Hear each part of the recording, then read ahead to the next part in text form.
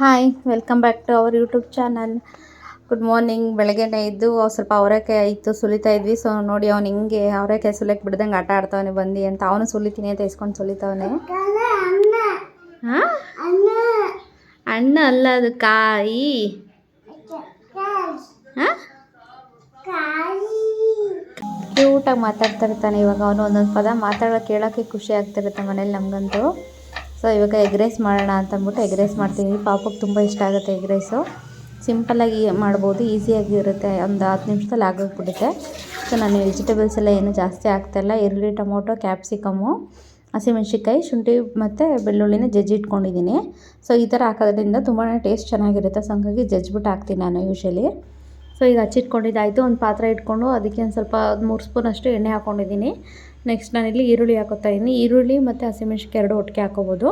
ಈರುಳ್ಳಿನ ಚೆನ್ನಾಗಿ ಫ್ರೈ ಮಾಡ್ಕೋಬೇಕು, ಸ್ವಲ್ಪ ಕೆಂಪು ಕಲರ್ ಬರುತ್ತೆ. ಸೊ ಅಲ್ಲಿವರೆಗೂ ಚೆನ್ನಾಗಿ ಫ್ರೈ ಮಾಡ್ಕೊಂಡ್ಮೇಲೆ ಹಸಿಮೆಣ್ಸಿನ್ಕಾಯನ್ನ ಆ್ಯಡ್ ಮಾಡ್ಕೋತಾ ಇದ್ದೀನಿ ನಾನಿಲ್ಲಿ. ಒಟ್ಟಿಗೆ 2 ಹಾಕ್ಕೊಂಡು ಚೆನ್ನಾಗಿ ಸ್ವಲ್ಪ ಫ್ರೈ ಮಾಡ್ಕೋಬೇಕು. ಚೆನ್ನಾಗಿ ಫ್ರೈ ಆದಮೇಲೆ 1 ಸ್ಪೂನಷ್ಟು ಉಪ್ಪು ಹಾಕ್ಕೊಂಡಿದ್ದೀನಿ. ರುಚಿಗೆ ಎಷ್ಟು ಬೇಕೋ ಅಷ್ಟು ಉಪ್ಪು ಹಾಕ್ಕೊಳ್ಳಿ. ನೆಕ್ಸ್ಟ್ ಈಗ ಶುಂಠಿ ಬೆಳ್ಳುಳ್ಳಿನ ಜಜ್ಜಿಟ್ಕೊಂಡಿದ್ದೀನಿ. ಸೊ ಅದನ್ನು ಆ್ಯಡ್ ಮಾಡ್ಕೋತಾ ಇದ್ದೀನಿ. ಈ ಥರ ಜಜ್ಜಿ ಹಾಕೋದ್ರಿಂದ ಕ್ರಿಸ್ಪಿಯಾಗಿರುತ್ತೆ. ಸೊ ಎಣ್ಣೆಲಿ ನಾವು ಚೆನ್ನಾಗಿ ಫ್ರೈ ಮಾಡ್ಕೋಬೇಕು, ಕ್ರಿಸ್ಪಿಯಾಗಿ ಸಿಗ್ತಾ ಇರುತ್ತೆ ತಿನ್ನುವಾಗ. ಸೊ ಟೇಸ್ಟ್ ಚೆನ್ನಾಗಿರುತ್ತೆ. ಕ್ಯಾಪ್ಸಿಕಮ್ ಮುಚ್ಚಿಟ್ಕೊಂಡಿದ್ದೀನಲ್ಲ ಅದನ್ನು ಹಾಕ್ಕೋತೀವಿ. ಈಗ ಅಷ್ಟೇ ಬುಜ್ಜಿ ಬಂದು ಆಟ ಮಾಡ್ತಿದೆ ಎತ್ಕೊಂಡಿದ್ರೆ ನೋಡಿ ಅವನು ನಗ್ತವನೆ. ಅವ್ನಿಗೆ ಕೊಡಬೇಕಂತ ಸ್ಪೂನು. ಹಂಗೆ ಮಾಡೋದು. ಏನಾದರೂ ಕೆಲಸ ಮಾಡ್ತಾಯಿದ್ರೆ ಅವನು ಬಂದು ಕೆಲಸ ಮಾಡಬೇಕು ಅಂತ ಆಟ ಮಾಡ್ತಾ ಇರ್ತಾನೆ. ನಾನಾದರೂ ಸ್ವಲ್ಪ ಗದರಿದ್ರೆ ಸುಮ್ಮನೆ ಆಗ್ಬಿಡ್ತಾನೆ. ಬಟ್ ಅವ್ರ ಅಪ್ಪನ ತುಂಬ ಆಟ ಮಾಡ್ತಾ ಇರ್ತಾನೆ ಅವನು. ಸೊ ಈಗ ಕ್ಯಾಪ್ಸಿಕಮ್ ಎಲ್ಲ ಚೆನ್ನಾಗಿ ಫ್ರೈ ಆಗಿದೆ. ಈಗ ಟೊಮೊಟೊ ಹಾಕ್ಕೋತಾ ಇದ್ದೀನಿ. 1 ಟೊಮೊಟೊ ಚಿಕ್ಕದು ಹಚ್ಚಿ ಇಟ್ಕೊಂಡಿದ್ದೀನಿ. ಸೊ ಅದನ್ನು ಆ್ಯಡ್ ಮಾಡ್ಕೋತಾ ಇದ್ದೀನಿ. ಟೊಮೊಟೊನ ಸ್ವಲ್ಪ ಚೆನ್ನಾಗಿ ಬೇಯಿಸ್ಕೋಬೇಕು. ಒಂದು 2 ನಿಮಿಷ 3 ನಿಮಿಷ ಸಾಕಾಗುತ್ತೆ, ಚೆನ್ನಾಗಿ ಬೆಂದ್ಕೊಬಿಡುತ್ತೆ. ಸೊ ಹೊರಗಡೆ ತಿನ್ನೋ ಎಗ್ ರೈಸ್ಗೆ ಸಾಸು, ಟೇಸ್ಟಿಂಗ್ ಪೌಡ್ರ್ ಅದೆಲ್ಲ ಹಾಕಿರ್ತಾರೆ.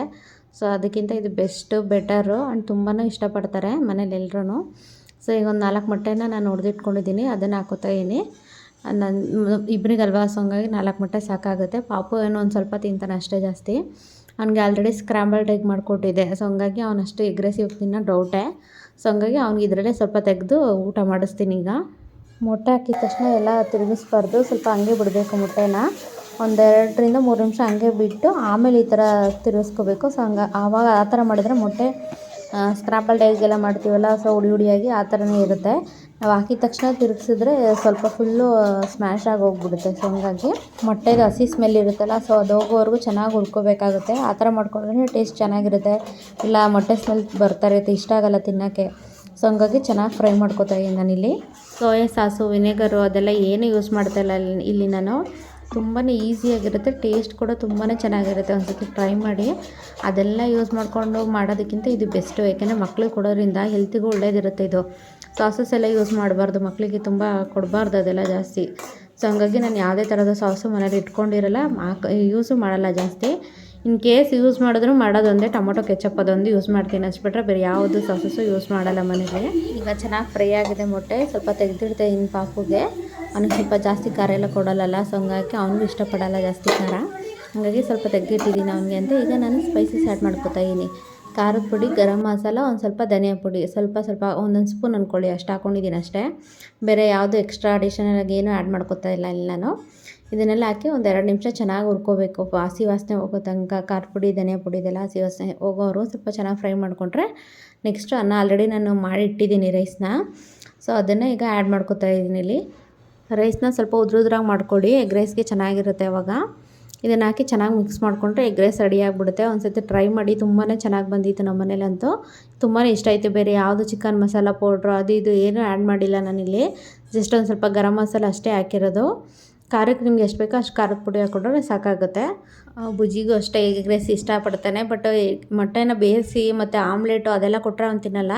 ಸ್ಕ್ರಾಂಬಲ್ಡ್ ಎಗ್ಗು ಅಥವಾ ಈ ಥರ ಎಗ್ ರೈಸ್ ಮಾಡಿಕೊಟ್ರೆ ಇಷ್ಟಪಡ್ತಾನೆ. ಅದೇನೋ ಮೊಟ್ಟೆ ಬೇಯಿಸಿರೋದು ಮಾತ್ರ ಅವ್ನಿಗೆ ಇಷ್ಟನೇ ಪಡಲ್ಲ. ಬೇಯಿಸ್ಬಿಟ್ಟು ಕೊಟ್ಟರೆ ತಿನ್ನೋದು ಇಲ್ಲ, ಒಂದು ಸ್ವಲ್ಪ ಆಟ ಮಾಡ್ತಾ ಇರ್ತಾನೆ.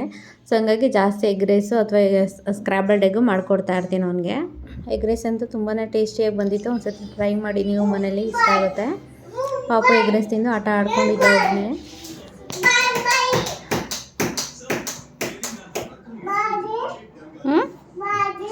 ಬಾಲು, ಅದು ball. Blue, orange, blue, orange ball ಯಾವುದಪ್ಪ? ಬ್ಲೂ ಬಾಲ್ ಯಾವುದು? ಅದಾ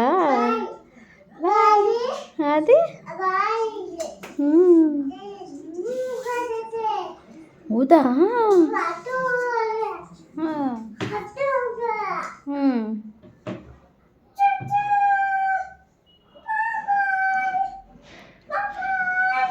ಬಾಯ್ ಏನಪ್ಪ ಅದು ಏನದು ಎಲ್ಲ ಹಂಗೆ ಮಾಡ್ತಾರೆ ಚಿನ್ನಿ ಬುಕ್ನ ಹಂಗೆಲ್ಲ ಬುಕ್ ಅರಿಬಾರ್ದಲ್ವಾ ಹ್ಞೂ ನಮಸ್ಕಾರ ಮಾಡ್ಕೊ ಬುಕ್ಕಿಗೆ ನಮಸ್ಕಾರ ಮಾಡ್ಕೊ ಬುಕ್ಕಿಗೆ ಹಂಗೆ ವೆರಿ ಗುಡ್ ಬಾಯ್ ಅಯ್ಯೋ ಅಯ್ಯೋ ಅಯ್ಯೋ ಗುಡ್ ಬಾಯ್ ನಮ್ಮ ಬುಜ್ಜಿ ಗುಡ್ ಬಾಯ್ ಆಯ್ತಪ್ಪ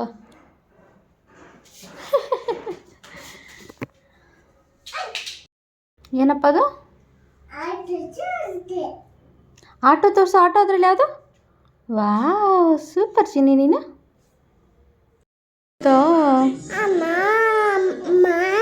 ಏನಮ್ಮ ಹಾಂ ಮಾಮ ಏನು ಮಾಮ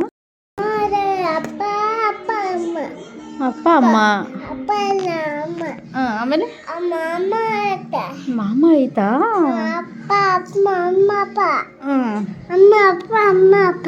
ಅಮ್ಮ ಅಪ್ಪ